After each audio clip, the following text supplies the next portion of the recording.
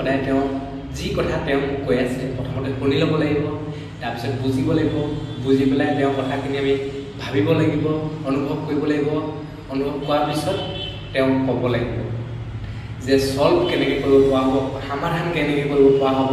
যদিও আপোনাৰ লগত সমাধানৰ ৰাস্তা নাই বা আপুনি সলভ কৰিব পৰা নাই, তেতিয়াহ'লে আপুনি বেলেগ অন্য কিবা আপোনাৰ এটা উপায় দিব পাৰিব। ঠিক তেনেকৈ সেই আমি প্ৰতিটো বস্তু সলভ কৰিবলৈ চেষ্টা কৰিব লাগিব। আৰু আমি শুনাৰ পিছত আমি তেওঁ চকুলে যেতিয়া কথা পাতিম, চকুত একদম চকুত হৈ পেলাই কথা পাতিব লাগিব।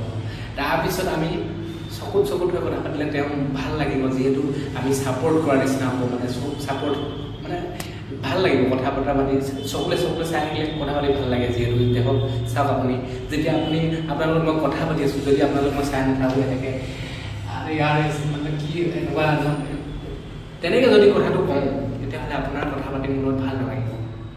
বা কেমেৰাটোলৈ মই চাই পেলাই যদি কথা নকওঁ, এইফালে চাই পেলাই কথা পাতি তেতিয়াহ'লে আপোনাৰ মোৰ কথাখিনি চাই বা শুনি ভাল নালাগিব। গতিকে আমি সদায় চকুত কথা পাতিব লাগে, তেতিয়া মানে কি হয় আমাৰ কথা পাতিবলৈ আৰু ভাল হয়, বাৰ্তালাপ কৰিবলৈ আৰু মজা হয়। গতিকে সেইখন আমি ইণ্টাৰেষ্টিং হৈ যায়, মানে ছাপৰ্ট ইজনে সিজনে ছাপৰ্ট কৰা হয় ইনডাইৰেক্টলি মানে কি ডাইৰেক্টলি যি হ'লেও আমাৰ চকুত হৈ কথা ক'ব লাগে। তাৰপিছতে আমি কি কৰিব লাগে, বডি লেংগুৱেজটো আমাৰ চাব লাগে। আমি হাতে কি মুভমেণ্ট কৰি আছোঁ, কি অংগী ভংগী কৰি আছোঁ, সেইবোৰ আমাৰ থাকিব লাগে। আমি হাতে ভৰি বা বডি লেংগুৱেজটো আমাৰ ভৰিটো যদি এনেকৈ কৰি থাকোঁ কঁকালটো, বা হাতখন যদি আমি এনেকুৱা কৰি থাকোঁ বা এনেকুৱা কৰি থাকোঁ, তেতিয়া ভাল নালাগিব। মানে কি আজিকালি কথা পতাৰ সময়ত আমাৰ হাতৰ বডি লেংগুৱেজটো বহুত মেটাৰ কৰে, মানে সেইকাৰণে আমি বডি লেংগুৱেজটো আমি বহুত ধ্যান দিব লাগে। গতিকে আমি সকলোখিনি সামৰি আমি কথা কোৱা ষ্টাইলটো, আমাৰ প্ৰনাউন্সিয়েশ্যন মানে আমাৰ শব্দবিলাক কেনেকৈ কৈছোঁ, আপোনাক কিদৰে কৈছোঁ, কিদৰে ক'ব পাৰিছোঁ। যদি ভালকৈ কৈছোঁ তেতিয়াহ'লে ভালেই। সদায় আমি ভালকৈ ক'ব লাগে, আমি শব্দবিলাক ভালকৈ ব্যৱহাৰ কৰিব লাগে।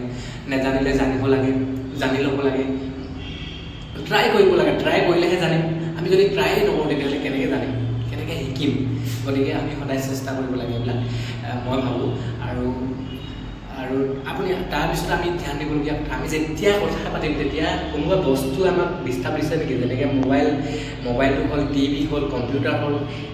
যেতিয়া আপুনি মিটিং এখনত যাব, সদায় মোবাইলটো আগত গৈ পেলাই চবেই দেখাকৈ মোবাইলটো চাইলেণ্ট কৰি ল'ব বা আঁতৰত থৈ ল'ব বা চাইলেণ্ট কৰি জেপত থৈ ল'ব। তেতিয়া কি হয়, আপুনি কথা ক'বলৈ ভাল হ'ব। আপুনি কথা কৈ থাকোঁতে আপোনাৰ তেতিয়া ফোন আহিলেও আপোনাৰ টেনশ্যন নাই, মানে সেইকণ সময়ৰ কাৰণে আপুনি ফোনটো চাইলেণ্ট কৰি থৈ দিব লাগে। চবৰ কাৰণে সুবিধা, আপোনাক দেখি বেলেগেও কৰিব। ঠিক তেনেকৈ তেতিয়া মানে কি হয়, আমাৰ কমিউনিকেশ্যনটো আমি যোগাযোগ আমি ইটোৱে ইজনৰ সিজনৰ লগত কথা পাতিবলৈ আমাৰ সুবিধা হয়। যদি কথা কৈ থাকোঁতে ফোনটো আহি যায়, তেতিয়াহ'লেতো সময়টো নষ্ট হৈ গ'ল বা কথা কোৱাটো এইটো মানে অৰ্থ নাইকিয়া হৈ গ'ল। গতিকে সেইকাৰণে আমি সেই বস্তুখিনিৰ পৰা আঁতৰি থাকিব লাগে। তাৰপিছত আমি কি কৰিব লাগে, কেতিয়াবা কোনোবা এজন ব্যক্তিয়ে কিছুমান আমি কথা কৈ থাকোঁতে নিজেই গাত পাতি লয়।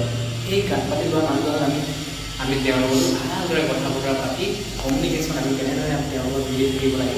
কথা কোৱা কাৰণটোৱেই হ'ল, আমি কথা কোৱা ইজনে সিজনৰ কথা পতাৰ কাৰণটোৱেই হ'ল ইজনে সিজনৰ লগত মিলি থাকিবলৈ আমি কথা পাতিব লাগে, কমিউনিকেশ্যন বনাব লাগে, দিব লাগে। তাৰপিছত আমাৰ কি হয়, তাৰপিছত আমি কি কৰিব লাগে, যেতিয়া কোনোবা এজন ব্যক্তি আমাক যেতিয়া কথাটো কৈ থাকে, তেতিয়া আমি কি কৰিব লাগে, ধ্যান দিব লাগে বা আমি তেওঁৰ লগত শলাগ ল'ব লাগে।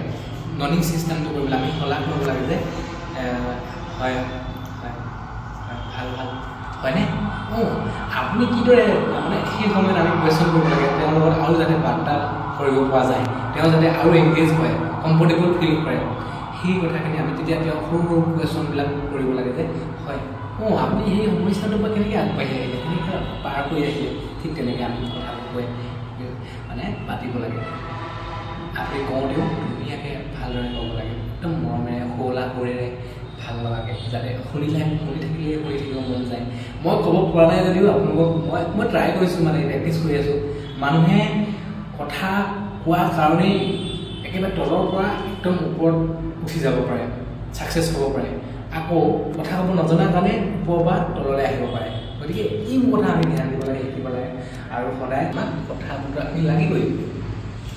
গতিকে আমি সদায় কথা কোৱাটো শিকিব লাগে। কথা কোৱাটো এটা কলা হয়, সেইটো শিকিবলৈ বহুত ভাল আৰু শিকিব লাগে সদায়। গতিকে শিকিলে মানে আমাৰ কি হয় মনবিলাক ভাল হৈ থাকিব, কথা বতৰা ভালদৰে পাতিলে আমাৰ মনবিলাকো ভাল লাগি থাকিব। গতিকে সদায় আমি চেষ্টা কৰিব লাগে, ট্ৰাই কৰিব লাগে। ময়ো ট্ৰাই কৰি আছোঁ, আপোনালোকৰ আগত আহি চেষ্টা কৰি আছোঁ, শিকি আছোঁ। গতিকে কেনে হৈছে কি হৈছে মই নাজানো।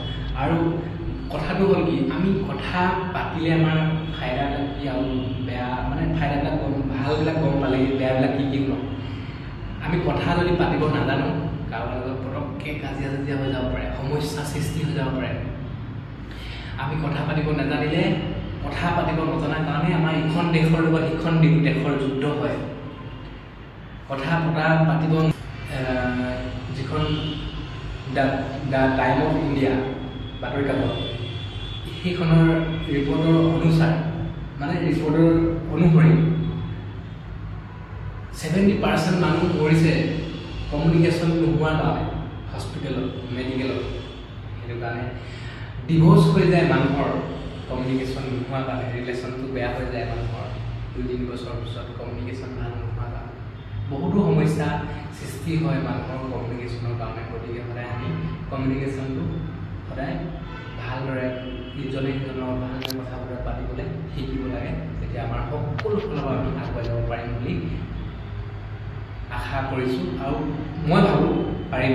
গতিকে আপোনালোকে কি ভাবে জনাব।